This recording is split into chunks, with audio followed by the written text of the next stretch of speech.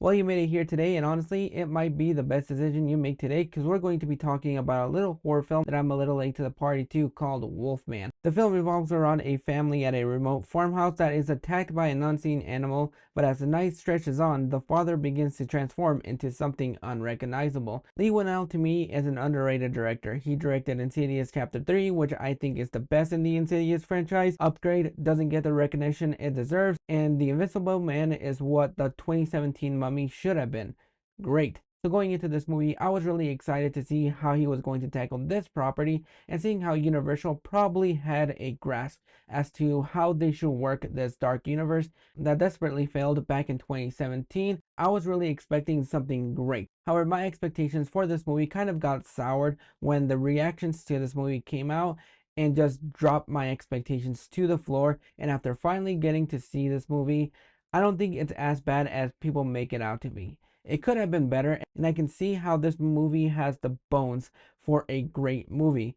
I just don't think this movie was executed as great as The Invincible Man. The thing that I really enjoyed about this movie and what really stands out to me as being the best thing about this movie is the way this movie is beautifully shot. Leigh Whannell proves that he is still a capable director behind the cameras. He composes some beautiful looking shots that I think created a great sense of atmosphere. You feel trapped with these characters and you feel like there is nowhere else to go because whichever way you turn, this thing in the shadows could be popping out anywhere and eating you up at any given moment. So on those aspects, I think he created something great when it came down to the atmospheric moments to this movie, and I think that is when this movie is working at its peak. He also does some really creative things in this movie where once the dad, played by Christopher Abbott, is being transformed into the Wolfman, he gives us the point of view of the dad and we get to see things the way that he sees while he's slowly transforming into this thing that you don't want anybody in your family to transform because you don't know what the outcome of the situation could be. I really like how he crafted some of these scenes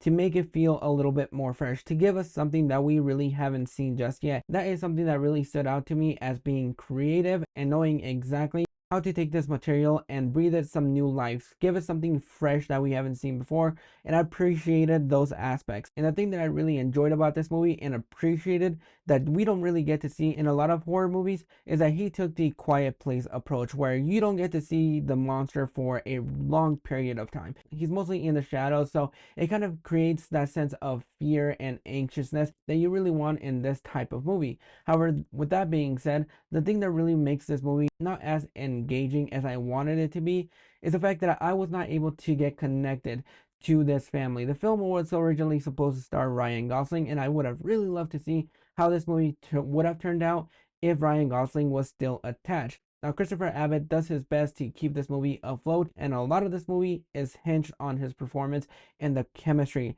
that he has with Julia Gardner and Matilda Firth, who plays his girlfriend, I believe, and his daughter. I was not able to get hooked to that dynamic in order for the emotional moments to hit harder as much as they should, because there is a moment in this movie where it tries to infuse some heart in order for you to care for these characters, and I can see the direction he was trying to go for. It just never hit me on those emotional levels. Some of that has to do with the miscasting of this movie, and some of that has to do with Leigh Whannell not getting that emotional connection to these characters. And also, I was not the biggest fan of the way that the Wolfman looks in this movie. It just seems so sloppy, and you see why they hid this Wolfman for the majority of this movie. But overall, I thought it was an okay movie. I can see the bones for a great movie in this movie. I just wish it was a little bit more emotionally invested, and I kind of wish they had a better design of the Wolfman because it just did not look great to me. But those are my thoughts on Wolfman. Have you guys checked this movie out, or are you planning on checking this film out when it hits on streaming? Go ahead and drop your thoughts in the comments below, and we'll catch you guys for the next video.